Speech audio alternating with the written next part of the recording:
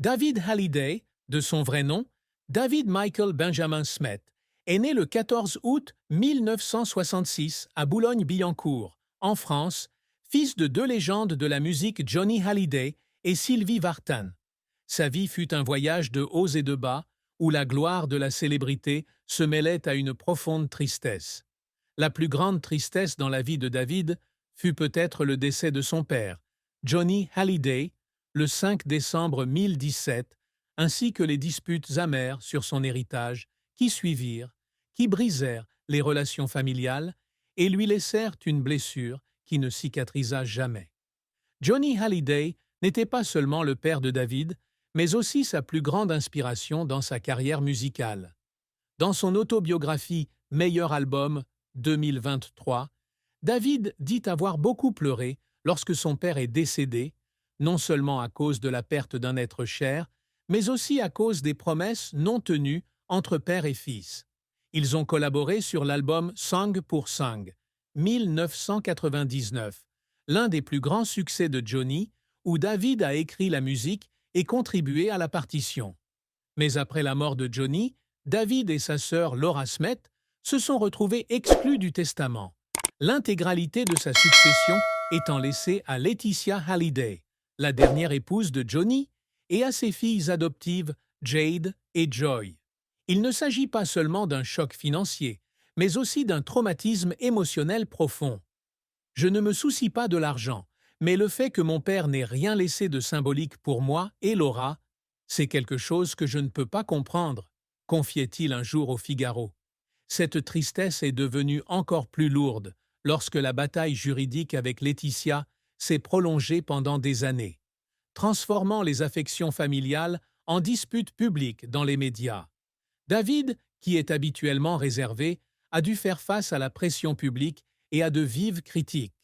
Il a admis dans une interview avec Gala 2023 qu'il y avait des nuits où il pleurait seul, se sentant impuissant de ne pas pouvoir protéger la mémoire de son père du chaos.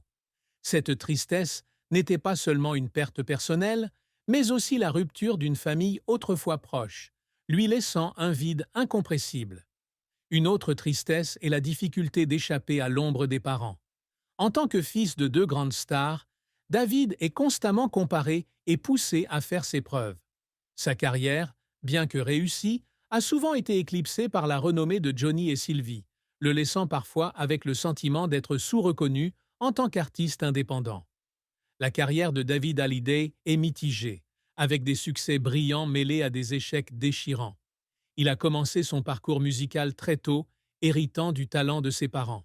En 1987, à l'âge de 21 ans, il fait ses débuts aux États-Unis en tant qu'acteur et chanteur dans la comédie pour adolescents He's My Girl et interprète la chanson du même nom, qui atteint la 79e place du Billboard Hot 100.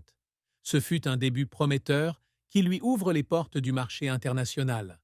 Le plus grand succès de David arrive en 1999 avec l'album Song pour Song, où il écrit la musique pour son père, Johnny Hallyday. L'album est non seulement devenu disque de platine, mais a également été acclamé par la critique, consolidant la position de David en tant que musicien talentueux. Il a continué à s'imposer avec des albums solos tels que Rockin' Heart 1990, qui comprenait le single Ouh là là, atteignant la 51e place du Hot 100, et Un paradis, un enfer 1997, qui mettait en valeur son style rock-pop unique. Son récent album Requiem pour un fou, 2024, hommage émouvant à son père, marque son retour en force sur la scène française.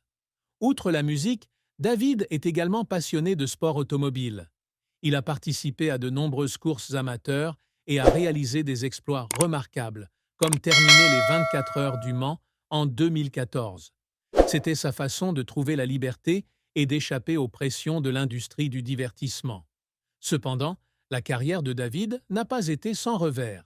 Après un succès initial aux États-Unis, il n'a pas réussi à maintenir sa position sur ce marché, en grande partie à cause d'une concurrence féroce et d'un manque de stratégie promotionnelle.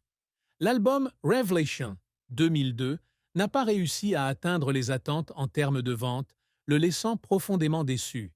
Il avait confié un jour à Paris Match qu'il avait pleuré en apprenant que l'album n'avait pas été bien reçu, car il avait passé des mois en studio à le perfectionner.